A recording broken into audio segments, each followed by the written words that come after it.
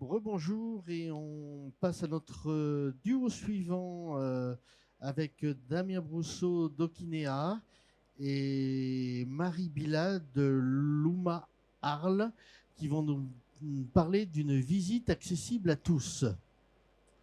Merci, c'est exactement le sens de notre propos d'aujourd'hui.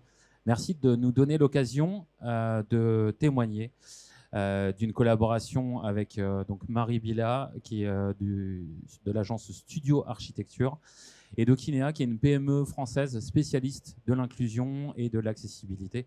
Vous nous connaissez toutes et tous grâce aux feux sonores qui permettent aux personnes aveugles de traverser la rue en sécurité. Donc aujourd'hui, on va parler de comment une expérience de visite peut être confortable pour tous en partant des besoins des personnes en situation de handicap. Et donc sans plus tarder, je vais laisser Marie présenter le contexte. Donc bonjour à tous, on a eu l'occasion de travailler ensemble sur le projet de la Fondation Luma, qui est un projet qui a été imaginé par la mécène Maya Hoffman et dessiné par Franck Guéry, pour lesquels Studios Architecture est l'architecte local en France.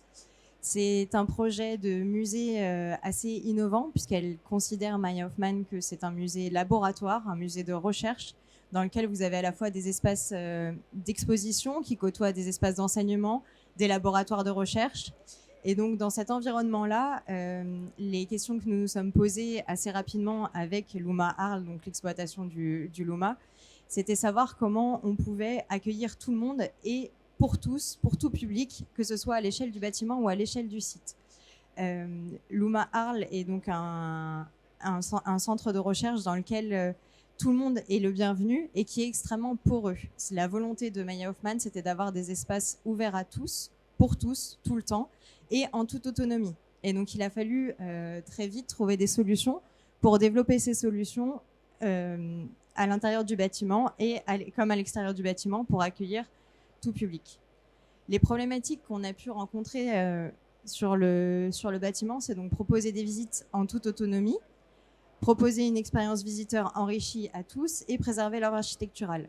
Comme vous pouvez le voir sur cette image, le plus gros défi, c'était donc de respecter l'œuvre architecturale en proposant une expérience visiteur adéquate et enrichie pour tous. Le gros volume d'entrée de la tour du Luma, c'est une rotonde vitrée de 58 mètres de diamètre par 16 mètres de hauteur.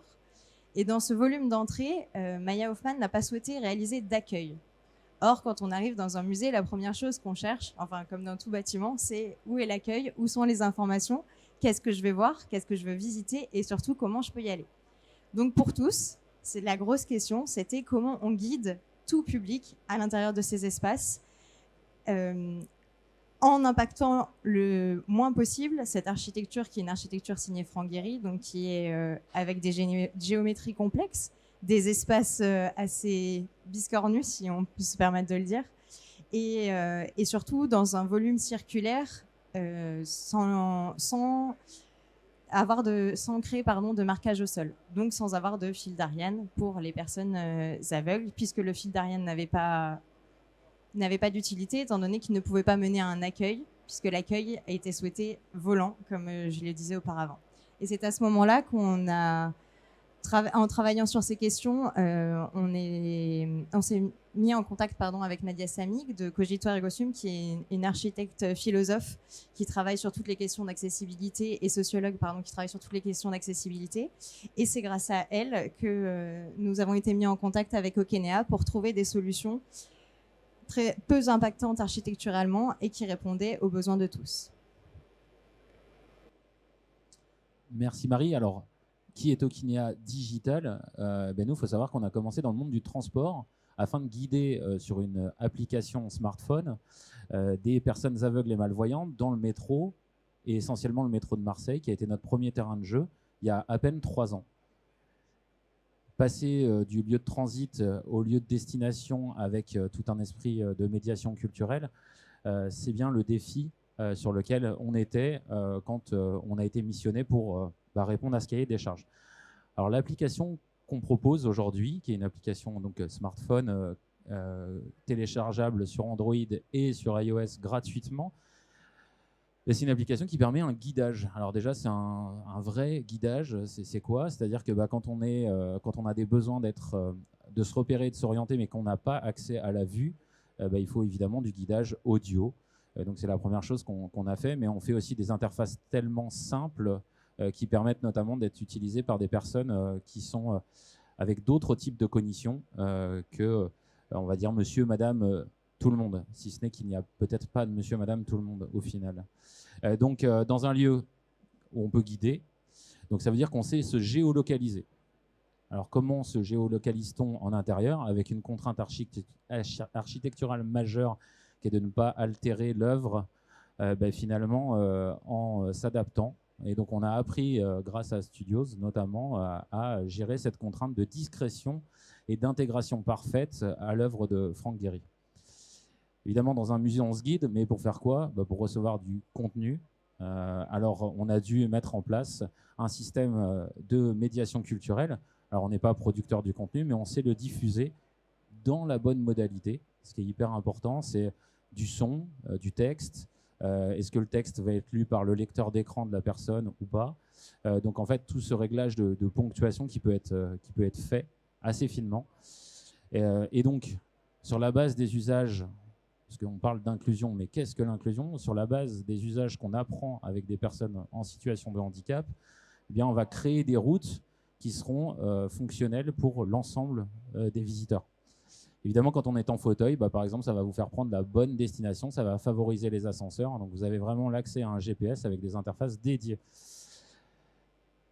L'infrastructure, elle est clé en main, c'est-à-dire qu'on s'occupe de tout, y compris de l'intégration. Alors, évidemment, avec l'appui de Marie notamment, l'intégration, elle est la plus discrète possible.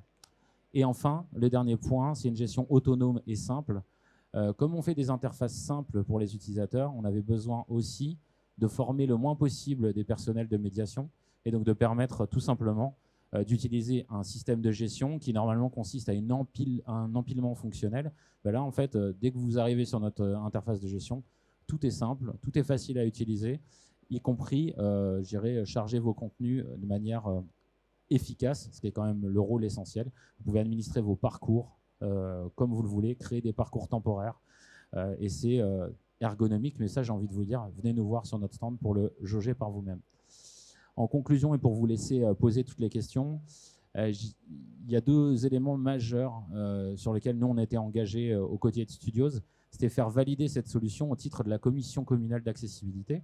Vous le savez, quand on ouvre un ouvrage comme le LUMA à Arles, comme ce musée, en fait, on doit être aux normes. Et être aux normes, c'est parfois avoir du guidage podotactile. Sauf que là, on venait contrevenir à la compatibilité esthétique.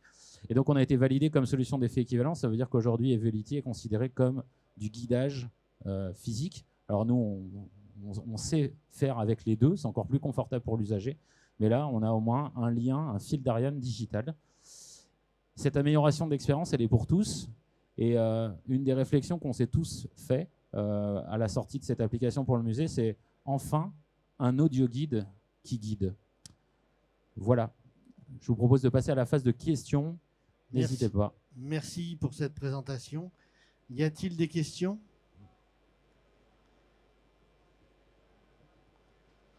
Oh, un petit effort. Moi, j'avais une question. Bon, je vais commencer alors.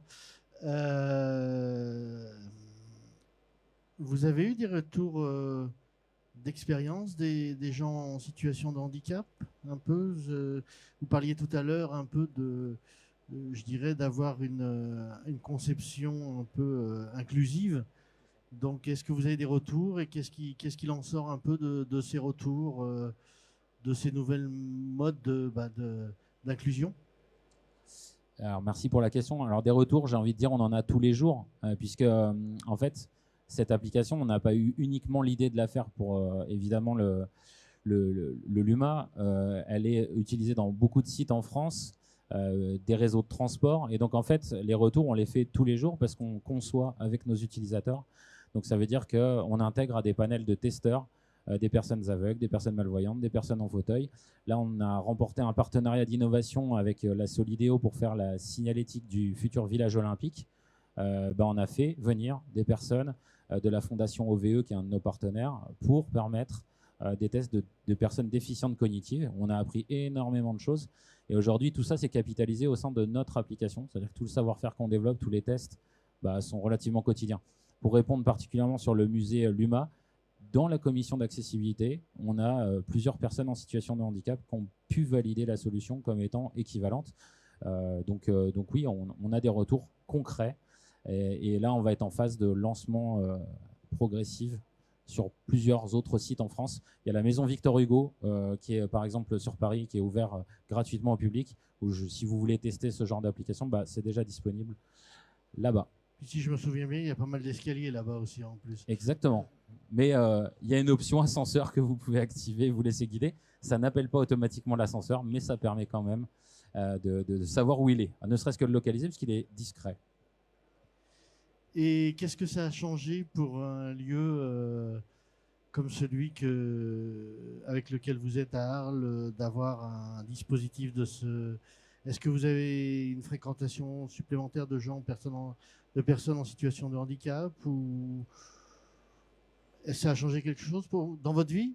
Alors, pour nous, en tant que maître d'œuvre, ce qui nous a vraiment intéressé dans l'option que proposait Okinea, c'était vraiment la double fonction, que ce soit à la fois médiation et à la fois guidage. Et du coup, on se retrouvait avec un outil qui était accessible pour tous, avec un supplément pour les personnes qui en avaient besoin. Mais ça nous évitait de démultiplier pour l'exploitant le nombre d'outils derrière, à avoir à la fois un outil, un audio guide pour avoir la médiation quand on va dans les salles d'exposition, à avoir à la fois un outil de guidage pour les personnes aveugles ou à mobilité réduite qui cherchaient la signalétique dans le bâtiment, et d'avoir encore en plus d'autres outils de médiation, du Falc ou de la maquette tactile ou tous ces autres outils, où on se retrouve avec en tant que maître d'œuvre, on se retrouve à créer des pièces énormes dans lesquelles on doit ranger toute cette technologie pour que l'exploitant demain puisse amener tout le monde et accueillir tout le monde. Et Evility, c'était vraiment ça, c'était cet avantage à la fois de faire la combinaison entre la médiation et le guidage pour tout type de handicap du coup, et pour toute personne, quelle que soit même son origine. Est-ce que c'est quelqu'un de français, est-ce que c'est quelqu'un d'étranger, est-ce qu'il a besoin d'écouter dans une autre langue, est-ce qu'il a besoin d'être guidé dans une autre langue, est-ce qu'il a besoin d'être guidé avec du Falc. C'est une application sur laquelle on peut imaginer demain développer toujours plus d'éléments et ajouter des solutions. Et au niveau architectural, ce qui a vraiment changé, c'était vraiment la discrétion de cette application, qui en fait composait seulement de petits boîtiers qu'on appelle des beacons, qui sont à peu près aussi grands qu'un télépéage, pour vous rendre compte. Et ces petits boîtiers, on a réussi à les cacher complètement dans l'architecture existante, ce qui fait que n'importe qui rentre dans le bâtiment n'est jamais conscient d'où vient l'information, à part de l'avoir sur son smartphone. Mais vous vous retrouvez pas avec une énorme signalétique, avec des tablettes de partout. Vous avez des agents volants qui vont vous conseiller, vous allez les voir, ils vont vous conseiller d'installer l'application, ils vont vous fournir un smartphone avec l'application déjà installée, mais vous minimisez le nombre d'éléments à installer à l'intérieur. Et je dirais que c'était vraiment ça la partie intéressante dans notre collaboration avec Okinea, et c'est vraiment ça qui nous a plu dans le logiciel Evility quand ils nous l'ont proposé comme solution. D'autres questions? Des remarques?